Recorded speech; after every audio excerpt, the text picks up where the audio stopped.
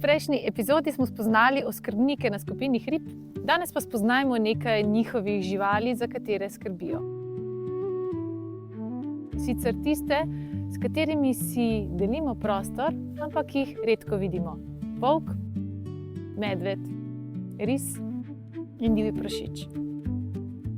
Naša skupina Hrib oskrbuje rjave medvede, ki so največja zver v Sloveniji.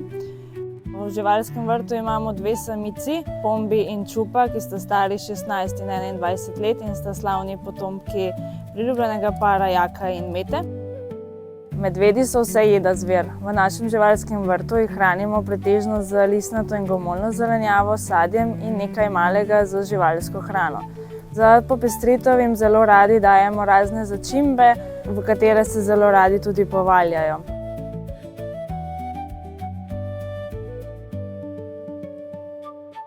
Na naši skupini tudi oskrbujemo divjo svinjo. Trenutno imamo samca po imenu Hubert, star je približno 19 let. Vsak dan dobi enkrat dnevno obrok. Ta obrok sestavlja zelenjavo, sadje in brikete za prašiče. Samci v divjini živijo sami, edino v času gonitve živijo skupaj v skupinah z samicami in mladiči. Poleg šimpanzov oskrbujem tudi kanadske volke. Naš trop trenutno šteje 9 živali.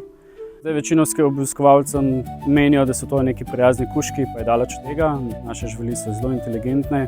Kanadski volk nas non-stop opazuje, v bistvu alfa samc, ki je trenutno malo mlajši črn samček, ki ima rep non-stop po koncu, ga boste videli. Konstantno napreži in v bistvu komunicira s svojimi drugimi 8 volkci.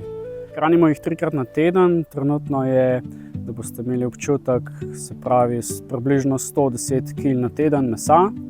Oskrbniki to razporedimo na 3 dni. V živalskem vrtu probamo hraniti celotne trupe, se pravi celotno žival, da volk zaužije od dlake, prebavil, sklepov in tako naprej. Prostega kontakta z volki ni, se pravi oskrbniki ne božamo živali, čeprav to še večina vedno misli oziroma si želi, da bi to počeli, pa ne. Lahko povem, da trenutna ograda je malo starejša in živalski vrt še vedno dela na tem, da bomo dobili novo ogrado, prenovljeno v zgornjem delu živalskega vrta. Skrbim za 2 evrazijska risa, to sta Lux in Rožnik, oba sta že kar v letih, sta stara okoli 19 let, kar je za rise že kar lepa starost.